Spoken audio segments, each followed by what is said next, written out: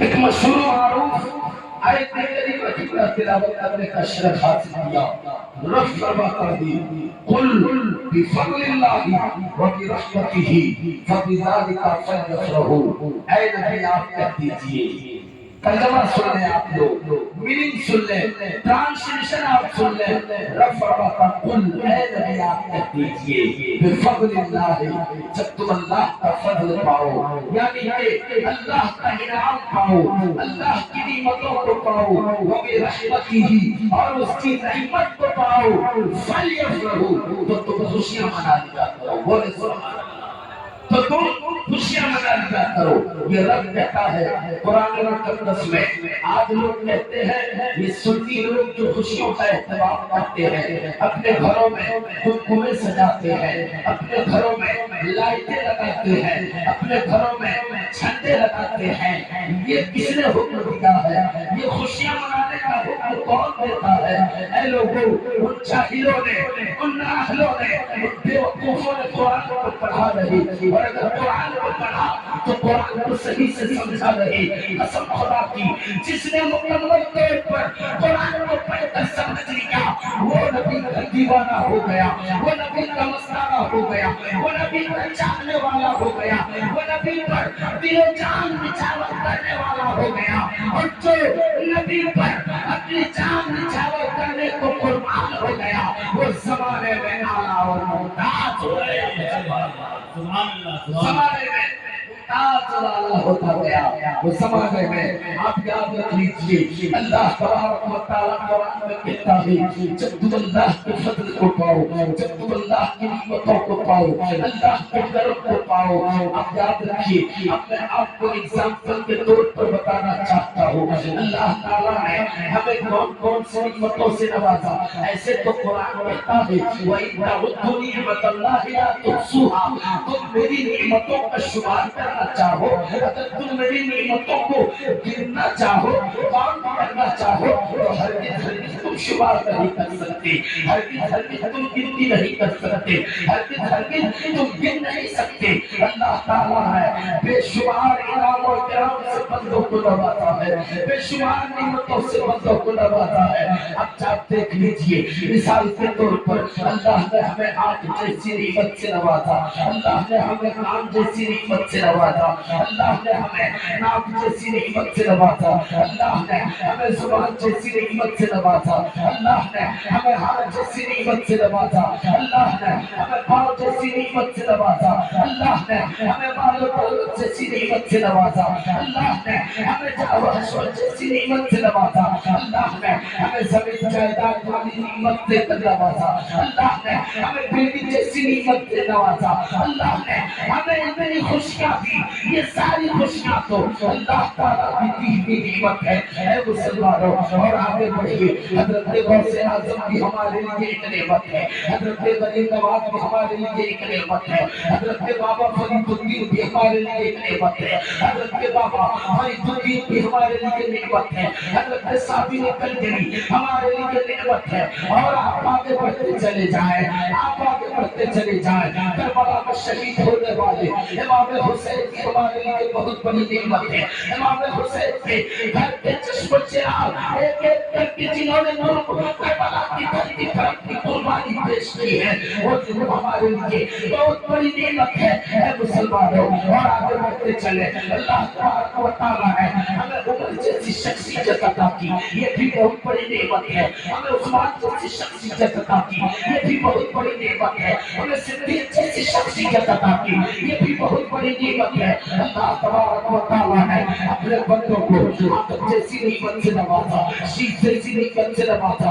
اللہ تبارک و تعالیٰ نے ادریس جیسی نعمت سے نوازا اپنے بندوں کو. اے لوگوں، انبیاء کرام آتے رہے انعام کی شکل میں، نعمت کی شکل میں. اللہ تبارک و تعالیٰ نے انسانوں پر اتنا کرم فرمایا، اتنی نعمتیں دی ہیں. ایک ایک نعمتوں کا اگر ہم شمار کرنا چاہیں اور شمار کر کے اس نعمتوں کا ہم شکریہ ادا کرنا چاہیں تو ہرگز نہیں کر سکتے. ہم کون کون سی نعمتوں کا شکریہ ادا کریں گے؟ ہم کتنی نعمتوں کا شکریہ ادا کریں گے جب ہم اللہ کی انگنت نعمتیں جن کو ہم شمار نہیں کر سکتے، پھر ہم اللہ کا شکریہ کیسے ادا کریں کریں گے تو اے لوگوں اللہ تبارک و تعالیٰ نے اپنے بندوں کو اتنا بات دیا اگر تم چاہتے ہو کہ تمہیں جو بڑی بڑی نعمتیں ملی جو تمہیں انعام و اکرام سے نوازا گیا اگر تم ان نعمتوں کا شکریہ ادا کرنا چاہتے ہو تو تمہیں چھوٹی چھوٹی نعمتوں کا شکریہ ادا کرنے کی ضرورت نہیں ہے بلکہ تم نعمت عظمیٰ کا شکریہ ادا کر لو تمہاری تمام نعمتوں کا شکریہ ادا ہوتا ہے سبحان اللہ ماشاء اللہ شکریہ ادا ہو جائے گا نعمت عظمیٰ کون ہے میرے آقا ہے نعمت عظمیٰ نعمتوں کے مرکز کون ہے میرے آقا ہے اللہ تبارک و تعالیٰ نے ہمیں یہ حکم دیا قل بفضل اللہ و برحمتہ اے لوگوں جب تم اللہ کی نعمتوں کو پاؤ ہم امتوں کے لیے ہمارے آقا سے بڑھ کر کوئی نعمت نہیں ہے ہمارے آقا سے بڑھ کر کوئی نعمت نہیں ہے اور آپ کو کوئی بات اور بتا دوں سننا چاہتے ہیں پورا مجمع بولتے سبحان اللہ اللہ تعالیٰ نے اتنی ساری نعمتیں دی لیکن کسی بھی نعمت کا احسان نہیں جتلایا جی احسان نہیں جتلایا اللہ نے آپ کو کم دیا ہے ارے آنکھ ہی دیا ہے اللہ نے بہت بڑی نعمت ہے آنکھ کی اہمیت جاننی ہو تو کسی اندھے سے پوچھ لیجیے وہ آپ کو بتائیں گے کہ آنکھ کا کتنا بڑا مقام ہے آنکھ کی کتنی بڑی اہمیت ہے کسی لنگڑے سے پوچھ لیجیے کہ پاؤں کی اہمیت کیا ہے کسی لوہے سے پوچھ لیجیے کہ ہاتھ کی اہمیت کیا ہے بلا تفصیل میں آپ کو ادھر لے جانا نہیں چاہتا میں بتانا چاہتا ہوں کہ اللہ تبارک و تعالیٰ نے اتنے انعام و اکرام سے ہمیں نوازا لیکن اللہ نے احسان نہیں جتلایا آدم سے لے کر عیسیٰ تک تمام شیطان 54 انبیاء کرام کو اللہ نے مبعوث فرمایا لیکن احسان نہیں جتلایا لیکن جب باری آئی ہے مصطفیٰ جان رحمت کی شب بزم ہدایت کی نوشر بزم جنت کی بولے باپ رسالت کی آمنہ کے لال کی عبداللہ نے جگر پارے کی عبدالمطلب کے نور نظر کی باری آئی ہے اللہ تبارک و تعالیٰ نے قرآن مقدس میں بابا کے دہل اعلان کر کے فرما دیا لقد من اللہ علی المؤمنین اذ بعث فیہم رسولا تحقیق کے میں نے اپنے بندوں پر بڑا احسان کیا کہ ان میں سے اپنے رسول کو بھیج دیا ہے نعرہ تکبیر نعرہ رسالت نعرہ رسالت جشن عید میلاد النبی سرکار کی آمد مختار کی آمد نعرہ تکبیر نعرہ رسالت اپنے رسول کو بھیج دیے یہ میں نے اپنے بندوں پر بڑا احسان کیا اس سے معلوم ہوتا ہے کہ اللہ تبارک و تعالیٰ نے جو ہمیں مصطفیٰ صلی اللہ تعالیٰ علیہ وسلم کی ذات ہم لوگوں کو عطا کی یہ اللہ تعالیٰ کا اتنا بڑا احسان ہے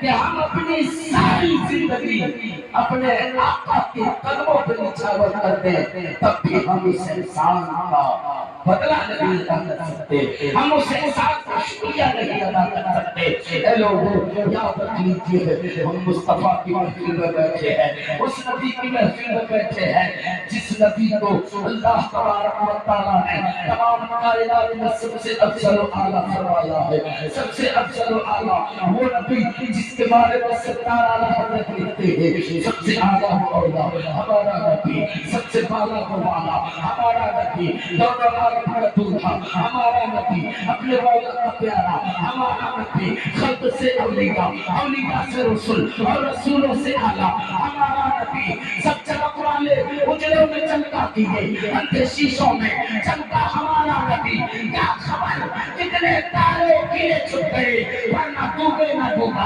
ہمارا نبی بہت دیتا ہے تیرے کو وقت چاہیے دینے والا ہے سچا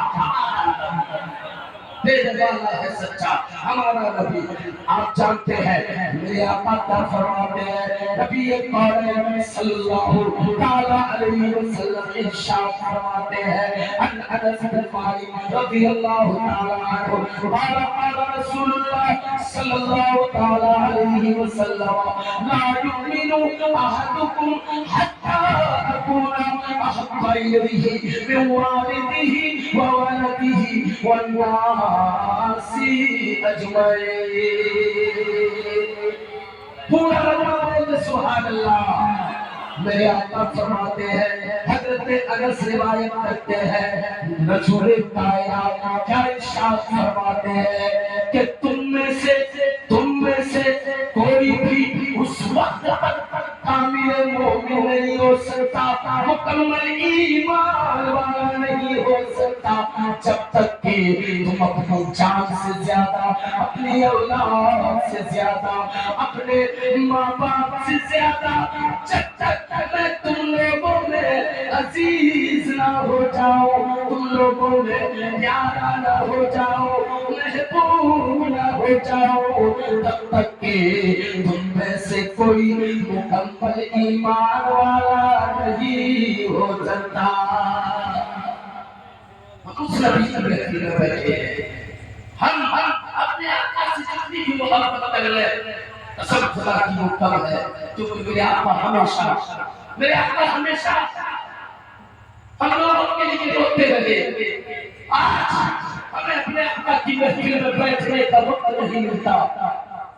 روزانہ ڈیلی رات کو ہمارے گھر کے لوگ 1 بجے رات تک 2-3 فلم دیکھ کر سوتے ہیں، لیکن جس دن میں رسول سچتی ہے انہیں نیند آنے لگتی ہے، انہیں نیند آنے لگتی ہے. اے لوگوں افسوس کی بات ہے، افسوس کی بات ہے آج کرکٹ کے میدانوں میں ہم 3 گھنٹہ وقت بتا سکتے ہیں، آج ہم سنیما گھروں میں 4 گھنٹہ وقت دے سکتے ہیں، لیکن اگر ہمارے پاس وقت نہیں ہے تو مسجد رسول میں بیٹھنے کا وقت نہیں ہے. اگر وقت نہیں ہے تو مسجدوں میں 4 سجدے کرنے کا وقت نہیں ہے. اگر وقت نہیں ہے تو جلوس محمدی میں شامل ہونے کا وقت نہیں ہے. اگر وقت نہیں ہے تو قرآن تلاوت کرنے کا وقت نہیں ہے. یاد رکھ لیجیے مسلمانوں، تباہی اور بربادی کے سوا آپ کو کچھ آنے والے نہیں ہے. آپ یاد رکھ لیجیے، آپ اپنی زندگی کو اتنی خوبصورت بنا لیجیے، اتنی خوبصورت بنا لیجیے کہ میرے آقا جب دیکھے تو کہے یہ دیکھو میرا دیوارہ ہے، یہ دیکھو میرا غلام ہے، یہ دیکھو میرا چاہنے والا ہے، یہ دیکھو مجھ سے محبت کرنے والا ہے. جب آپ اپنی زندگی مصطفیٰ جان رحمت کے پھیلے کردار کے سانچے میں ڈھال دیں گے، آپ یہاں بھی کامیاب ہوں گے اور وہاں بھی کامیاب ہوں گے. یہاں بھی کامیاب ہوں گے اور وہاں بھی کامیاب ہوں گے. اللہ کے نبی فرماتے ہیں کہ اللہ تبارک و تعالیٰ نے سب سے پہلے میرے روح کو پیدا فرمایا. بولے سبحان اللہ. سب سے پہلے میرے روح کو پیدا فرمایا. اول ما خلق اللہ روحی، اللہ نے سب سے پہلے میرے روح کو پیدا فرمایا. اس بات کو آپ ذہن میں رکھیے گا. اللہ نے سب سے پہلے آدم کو بنانے سے پہلے میرے آقا فرماتے ہیں اللہ نے میرے نور کو اس وقت پیدا کیا جب آدم علیہ السلام مٹی اور پانی کی منزلیں طے کر رہے تھے. سبحان اللہ. مٹی اور پانی کی منزل طے کر رہے تھے، اس وقت اللہ نے میری روح کو پیدا کیا. جب اللہ تبارک و تعالیٰ نے حضرت آدم کی پیشانی میں میرے نور کو چمکایا، جب میرے نور کو چمکایا حضرت آدم علیہ السلام نے اللہ کی بارگاہ میں یہ عریضہ پیش کی. اے مولا، اے پروردگار عالم، جس نور کو تو نے میری پیشانی میں ڈالا ہے اس نور کو میں دیکھنا چاہتا ہوں، اس نور کا میں دیدار کرنا چاہتا ہوں۔ تب اللہ تبارک و تعالیٰ نے نبی کے نور کو حضرت آدم علیہ السلام کی انگوٹھے میں لا کر رکھا۔ جب نبی کے نور کو آدم نے اپنے انگوٹھے میں رکھا دیکھا تو آدم علیہ السلام نے پیار سے اپنے انگوٹھے کو چوم لیا ہے۔ آج لوگ ثبوت مانتے ہیں، ثبوت مانتے ہیں کہ یہ سنی لوگ جو انگوٹھا چومتے ہیں یہ کہاں سے ثابت ہے، یہ کہاں سے ثابت ہے؟ ارے محبت میں ہم مصطفیٰ کی محبت میں چومتے ہیں، تمہیں کیوں تکلیف ہوتی ہے، تمہیں کیوں دکھ اور درد ہوتا ہے؟ ہم مصطفیٰ کی محبت میں چاہے جلوس محمدی نکالے، چاہے ہم ملاد مصطفیٰ سجائے، چاہے ہم اپنے گھر کے چھتوں پہ جھنڈے لگائے، تمہیں کیوں درد ہوتا ہے؟ درد تو نہیں ہونا چاہیے۔ یاد رکھ لیجئے مسلمانوں، چلنے والے ہمیشہ چلتے رہیں گے اور مصطفیٰ کی محبت میں مچلنے والے ہمیشہ چلتے رہیں گے۔ مصطفیٰ کی محبت میں مچلنے والے ہمیشہ مچلتے رہیں گے۔ اے لوگوں، حضرت آدم علیہ السلام کی پیشانی سے وہ نور نکلا ہے۔ اب آپ ذرا شجرہ مبارکہ سماعت کر لیں، نبی پاک صلی اللہ تعالیٰ علیہ وسلم کی نسب مبارک سماعت کر لیں۔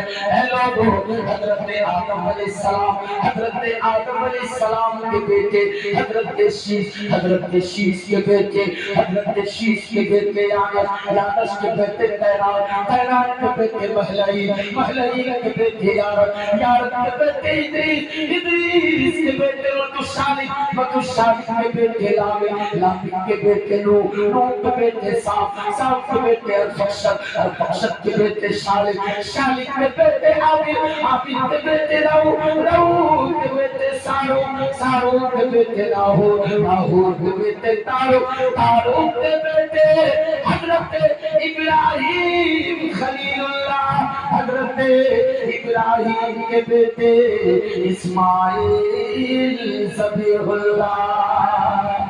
اور محبت سے بولے سبحان اللہ۔ حضرت اسماعیل کے بیٹے رابط کے بیٹے الیسا کے بیٹے ادھر۔ یہ جو نسب مبارک ہے، یہ جو شجرہ مبارک ہے، یہ اس میں اختلاف ہے، لیکن یہاں کے بعد سے جو شجرہ مبارک آپ کو سنا رہا ہوں یہ متفق ہے اور صحیح شجرہ مبارک ہے۔ حضرت ادھر کے بیٹے عدنان کے بیٹے ماد کے بیٹے عزر کے بیٹے عدنان کے بیٹے ماد کے بیٹے نزار کے بیٹے عزر کے بیٹے الیاس کے بیٹے مدرکہ کے بیٹے خزیمہ کے بیٹے کنانا کے بیٹے النظر کے بیٹے مالک کے بیٹے فہر کے بیٹے مالک کے بیٹے لوئی کے بیٹے کعب کے بیٹے مرہ کے بیٹے کیلاب کے بیٹے حسین کے بیٹے عبد مناف کے بیٹے ہاشم کے بیٹے عبد المطلب کے بیٹے عبداللہ کے بیٹے جناب محمد رسول اللہ۔ نعرہ لگائیے، مجھوڑ سے نعرہ لگائیے۔ ایک شخص کھڑے ہو جائے اور نبی کی محبت میں نعرہ لگائیے۔ اللہ اکبر، یا رسول اللہ، یا رسول اللہ۔ ماشاءاللہ ماشاءاللہ۔ حضرت عبداللہ کے بیٹی جناب محمد رسول اللہ صلی اللہ علیہ وسلم، حضرت آمنہ رضی اللہ تعالی عنہ فرماتی ہے کہ جب میرا بیٹا محمد میرے شکم میں تھا، کیا فرماتی ہے آمنہ کہ اے لوگوں، جس طرح اور عورتوں کو پریگننسی میں حمل کے دوران تکلیفیں ہوتی ہے، کبھی بھی مجھے تکلیف کا احساس نہیں ہوا۔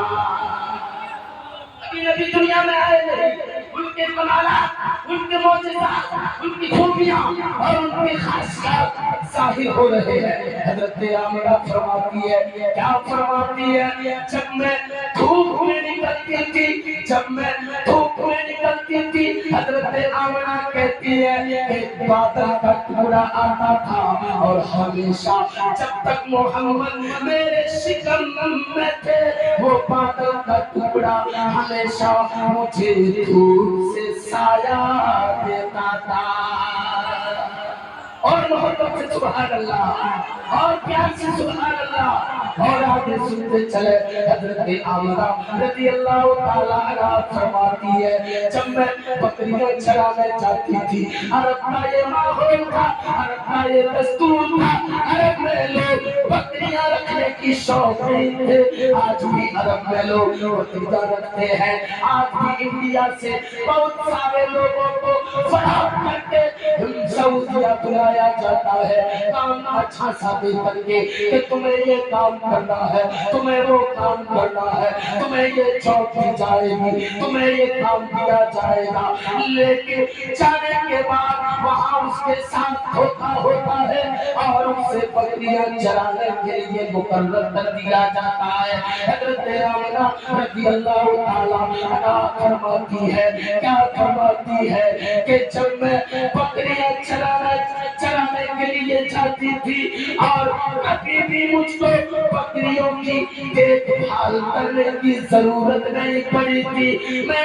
آگے آگے چلتی تھی، میری بکریاں میرے پیچھے پیچھے چلا کرتی تھی،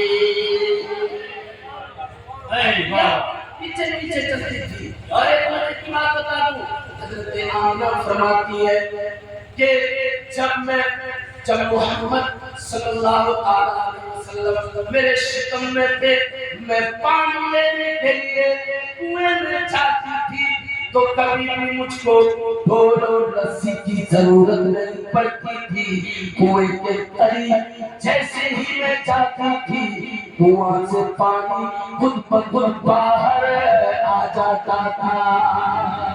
سبحان اللہ، اور پیار سے بولتے سبحان اللہ۔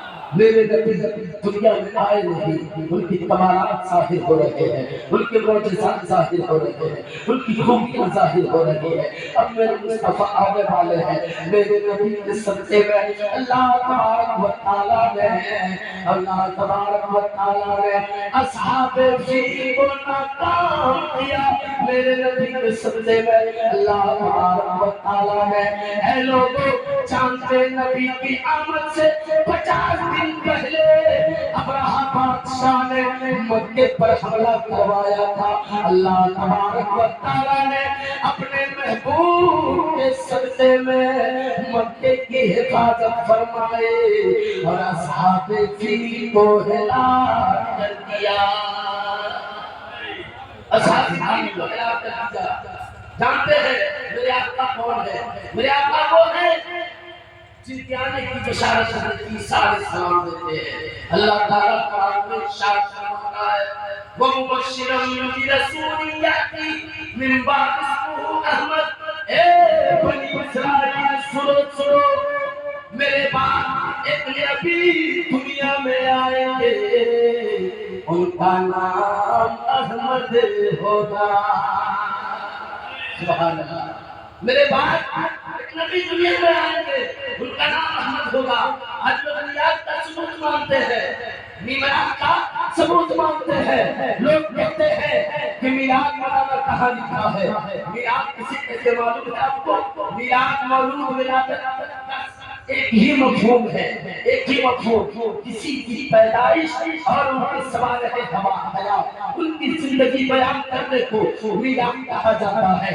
اللہ کا شکر ہے کہ ہم سنی مسلمان دنیا کا میلاد نہیں پڑھتے ہیں بلکہ مدینے کے تاجدار کا میلاد پڑھتے ہیں، مدینے کے تاجدار کا میلاد ہم نہیں پڑھتے ہیں بلکہ ہم سے پہلے اللہ تبارک و تعالیٰ نے عالم ارواح میں نبی کا میلاد پڑھا ہے۔ میلاد کا ثبوت آپ قرآن سے لیجیے، میلاد کسے کہتے ہیں؟ اللہ کے ذکر کو میلاد، اللہ اس کے رسول کے ذکر کو میلاد کہتے ہیں، مصطفیٰ کی سیرت کو، مصطفیٰ کے کردار کو، مصطفیٰ کے کریکٹر کو، مصطفیٰ مصطفیٰ کی زندگی کو، مصطفیٰ کے فعل مصطفیٰ کے قول کو، مصطفیٰ کے فعل کو میلاد کہا جاتا ہے، اور مصطفیٰ کی تعریف کو میلاد کہا جاتا ہے۔ ہم آپ کو میں بتا دوں، نبی کی میلاد سب سے پہلے اس نے پڑھا ہے عالم ارواح میں۔ ابھی یہ دنیا بنائی نہیں گئی ہے، ابھی دنیا بنائی نہیں گئی ہے، ابھی آدم بنائے نہیں گئے ہیں، عالم ارواح میں اللہ تبارک و تعالیٰ نے روحوں کی تمام انبیاء کی روحوں سے قسم لیا اور تم نے مان لیا۔ کیا کہتا اللہ تعالیٰ قرآن مقدس میں، وَإِذْ أَخَذَ اللَّهُ مِيثَاقَ النَّبِيِّينَ لَمَا آتَيْتُكُم مِّنَ الْكِتَابِ وَالْحِكْمَةِ ثُمَّ جَاءَكُمْ رَسُولٌ مُّصَدِّقٌ لِّمَا مَعَكُمْ لَتُؤْمِنُنَّ بِهِ وَلَتَنصُرُنَّهُ قَالَ أَقْرَرْتُمْ وَأَخَذْتُمْ عَلَىٰ ذَٰلِكُمْ إِصْرِي قَالُوا أَقْرَرْنَا قَالَ فَاشْهَدُوا وَأَنَا مَعَكُم مِّنَ الشَّاهِدِينَ۔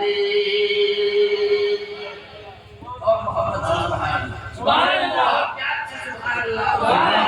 اللہ تعالیٰ عالم ارواح میں نبی کا میلاد پڑھ رہا ہے۔ او یار، او سنیو بول دو سبحان اللہ، سبحان اللہ۔ رب فرماتا ہے اے انبیاء کی روح، وَإِذْ أَخَذَ اللَّهُ، یاد کرو۔ اللہ فرماتا اے انبیاء کی روح یاد کرو۔ اللہ قسم لے رہا ہے، اللہ تعالیٰ انبیاء کی روحوں سے تو پیمان لے رہا ہے۔ رب فرماتا ہے اے انبیاء کی روح، جب تمہیں کتاب دو، تمہیں حکمت دو، تمہاری سروں پہ نبوت کا تاج رکھو، پھر ایک نبی آئیں گے، بولتے سبحان اللہ۔ رب میرا رب، میرا پیارا رب، ہم سب کا رب، عالم ارواح میں انبیاء کی روحوں کی مجلس میں میرے مصطفیٰ کا میلاد کر رہا ہے۔ رب فرماتا ہے، کیا فرماتا ہے، کیا فرماتا ہے، اے انبیاء کی روحوں، جب تمہارے سروں پہ نبوت کا تاج رکھو، تمہیں کتاب دوں، تمہیں حکمت دوں، تمہارے سروں پہ نبوت کا تاج رکھو، تو تمہارے بعد ایک نبی آئیں گے، ایک رسول آئیں گے، ایک آخری نبی آئیں گے، یعنی کہ محمد صلی اللہ علیہ وسلم دنیا میں مبعوث ہوں گے، تو تم ان پر ضرور ایمان لانا، تم ان کی ضرور ابتدا کرنا، ضرور ایمان لانا، تم ان کی ضرور ابتدا کرنا۔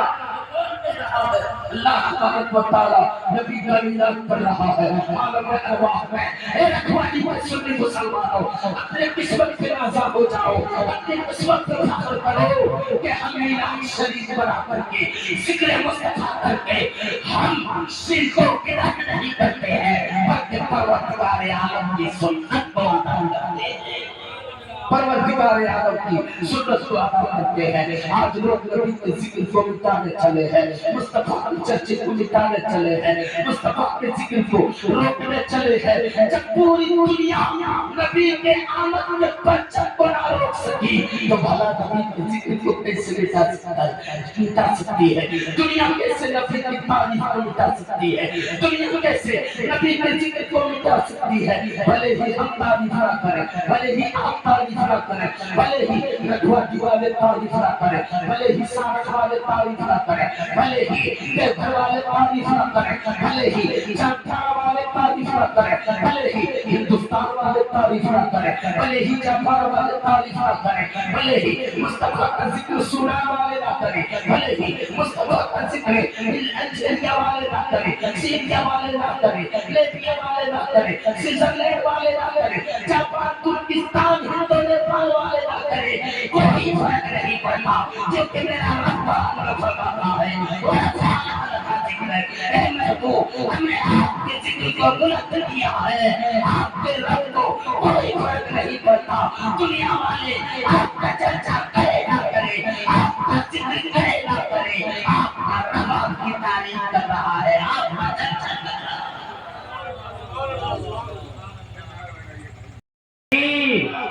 نعرہ رسالت، نعرہ رسالت، جشن عید میلاد النبی، جشن عید میلاد النبی، علماء اہل سنت، نعرے تکبیر۔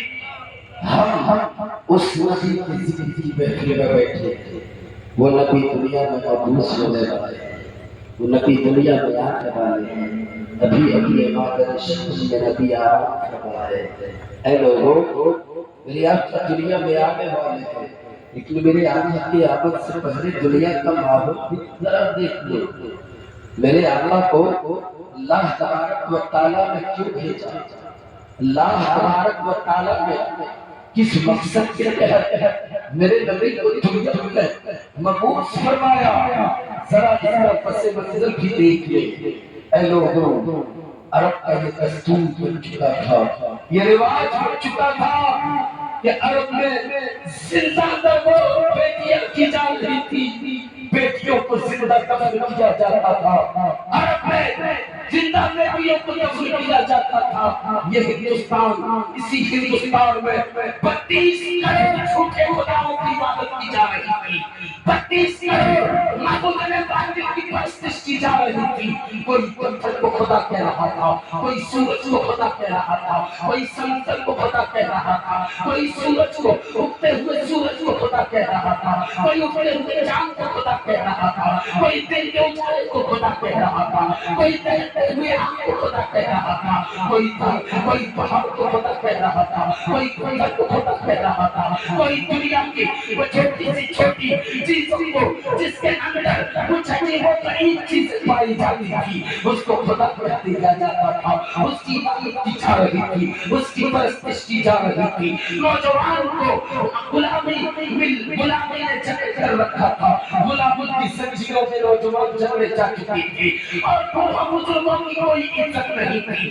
اور جس لڑکی کا شوہر بن جاتا تھا اس لڑکی کو حامل سمجھا جاتا تھا، اس لڑکی کو منحوس سمجھا جاتا تھا، اب دنیا میں اس لڑکی کو جینے کا حق نہیں تھا، اسے دنیا والے بڑے حقیر نظر سے دیکھتے تھے، بڑی ذلیل نظر سے دیکھتے تھے۔ اے لوگوں، اگر کوئی لڑکی کا شوہر بن جاتا تو اس لڑکی کو یا تو اپنے شوہر کے ساتھ آگ میں جھلس جانا ہوتا تھا، یا پھر وہ زندہ رہنا چاہتی تھی۔ اگر وہ زندہ رہنا چاہتی تو پھر اسے کالی کوٹھی پر بند کر دیا جاتا، کچھ مہینے بعد نکال کر اس کے چہرے پہ کالی پوتتے، اس کے بال اڑاتے اور پھر اسے گلی کوچوں میں گھمایا جاتا تھا، یا پھر لڑکیوں کی عزت کو تاک کیا جا رہا تھا، بوڑھوں کو کوئی عزت نہیں تھی، نوجوانوں کو غلامی کے لیے ذکر رکھا تھا۔ ہم اب دنیا میں سانسیں تو لے رہے تھے لیکن کھلی ہواؤں کی سانسوں میں ہم جی نہیں پا رہے تھے۔ ایسے عالم میں ضرورت تھی ایک مسیحا کی، ضرورت تھی ایک بڑے آقا کی، ضرورت تھی جو کبھی بندہ بنگسار بنے، ضرورت تھی جو یتیموں کا معاف بنے، ضرورت تھی جو بے بسوں کے، جو غریبوں کے سر پہ شفقت کا ہاتھ رکھے، جو یتیموں کا جو رکھوالا بنے، ضرورت تھی۔ ایسی ضرورت میں اللہ تبارک و تعالیٰ ہے قریش خاندان میں حضرت عبد المطلب کے گھر میں عبد اللہ کے نسل سے حضرت نبی پاک صلی اللہ علیہ وسلم کو دنیا میں مبعوث فرما دیا۔ نبی دنیا میں آ گئے، ہر طرف روشنی ہی روشنی پھیل گئی، ہر طرف اجالا ہی اجالا ہو گیا۔ جو بیٹیاں سسک رہی تھی وہ بیٹیاں اب سروں سے لگائی جا رہی ہے، ہاتھوں کے پلکوں میں بٹھائی جا رہی ہے۔ میرے آقا دنیا میں آئے، اے دنیا والوں، بیٹیاں زندہ دفن کرنے کی چیز نہیں ہے، بلکہ بیٹیاں اللہ کی رحمت ہے، بیٹیاں اللہ کی رحمت ہے۔ بیٹیوں کو زندہ دفن نہ کیا جائے بلکہ بیٹیوں کو آنکھوں کی پلکوں میں بیٹیوں کو آنکھوں کی پلکوں میں بٹھایا جائے۔ میرے آقا آ گئے، بوڑھوں کو عزت مل گئی، میرے آقا آ گئے، نوجوانوں کو غلامی سے آزادی مل گئی، میرے آقا آ گئے۔ ہم آپ کھلی ہواؤں میں سانسیں لے رہے ہیں کہ ہم کیوں نہ نبی کا میلاد پڑھیں، ہم کیوں نہ نبی کی جشن منائیں، ہم کیوں نہ نبی کی آمد پہ جھنڈے لگائیں، ہم آسمان لگائیں گے. اے لوگوں یاد رکھ لیجیے جلنے والے ہمیشہ جلتے رہیں گے. اپنے گھروں میں آپ چھت کے جھنڈے لگاؤ نبی قیامت کے جھنڈے, کیونکہ ہمارے آقا دنیا میں آئے تب جا کے ہمیں دنیا میں عزت ملی, ہمیں وقار ملا, ہمیں دنیا میں جینے کا سہارا ملا, ہمیں دنیا میں زندگی گزارنے کا سلیقہ ملا, زندگی گزارنے کا طریقہ ملا. یاد رکھ لیجیے مسلمانوں, میرے دنیا میں تشریف لے آئے, میرے آقا دنیا میں تشریف لے آئے. سب سے پہلے میرے آقا کے کمال کو کس نے پرکھا تھا, کس نے جانچا تھا؟ جانتے ہیں جب نبی پاک صلی اللہ علیہ وسلم 8 سال 12 سال کی عمر کو پہنچے, اپنے چچا جان ابو طالب کے ساتھ شام کے تجارت کے سفر میں نکلے تھے. ایک بحیرہ راہب نام کا ایک نصرانی راہب کئی سالوں سے یہ انتظار میں تھا کہ آئے گا وہ محمد جس کی تعریف, جن کے کمالات, جن کی خوبیاں ہم نے تورات و انجیل میں پڑھا ہے, وہ محمد آئیں گے. ایک قافلہ چلا ہے, ایک قافلہ مکہ سے چلا ہے, ایک قافلہ ملک شام کی طرف قافلہ جا رہا ہے. قافلہ کے پیچھے ننھے ننھے قدموں سے میرے آقا چلتے چلے جا رہے ہیں, میرے آقا چلتے چلے جا رہے ہیں. بحیرہ راہب نے کیا دیکھا کہ ادھر کے جو درخت تھے, ادھر کے جو سبزار تھے, میرے آقا کی ادب میں, میرے آقا کی محبت میں وہ درخت جھک رہے ہیں, وہ درخت جھک رہے ہیں, وہ تعظیمی سجدے میں چلے گئے ہیں, پتھر سلامی پیش کر رہے ہیں. وہ قافلہ رکتا ہے, بحیرہ راہب کہتا ہے اے قافلے والوں رک جاؤ, میں تمہارے کھانے کا انتظام کرتا ہوں. آج تک بحیرہ راہب نے کسی قافلے والے کو پوچھا نہیں تھا, لیکن اس قافلے کو کیوں پوچھا؟ کیونکہ اس قافلے میں ابو طالب کے ساتھ کوئی اور نہیں بلکہ نبیوں کے سردار, نبیوں کے سردار جاتے تھے. بحیرہ راہب نے ابو طالب کو سائڈ میں بلایا, کنارے میں بلایا اور کہا اے ابو طالب, یہ جو تمہارا بھتیجا محمد ہے نا, یہ بہت خوبیوں کا حامل ہے, یہ بڑے کمالات تمہارے ہیں, تم نے دیکھا وہی محمد ہے, وہی نبی ہے, جو تمہارا بھتیجا محمد ہے, یہ وہی نبی ہے جس کا ذکر ہم نے تورات و انجیل میں پڑھا. بولے سبحان اللہ, ہم نے تورات و انجیل میں پڑھا. اس لیے آپ اسے واپس لے کر مکہ چلے جاؤ. اگر شام کے عیسائیوں نے, شام کے قافلوں نے اگر دیکھ لیا کہ تمہارے بھتیجے کو نقصان پہنچا سکتا ہے, تمہارے بھتیجے کو نقصان پہنچا سکتا ہے, اس لیے انہوں نے یہ مشورہ دیا. پھر ایک پوائنٹ اور سن لیجیے, ایک پوائنٹ, پھر میری تقریر ختم ہونے والا ہے کیونکہ ایک بھی بجنے والا ہے. اللہ اکبر. اللہ تمام لوگوں کی سماعت کو قبول فرمائے. اور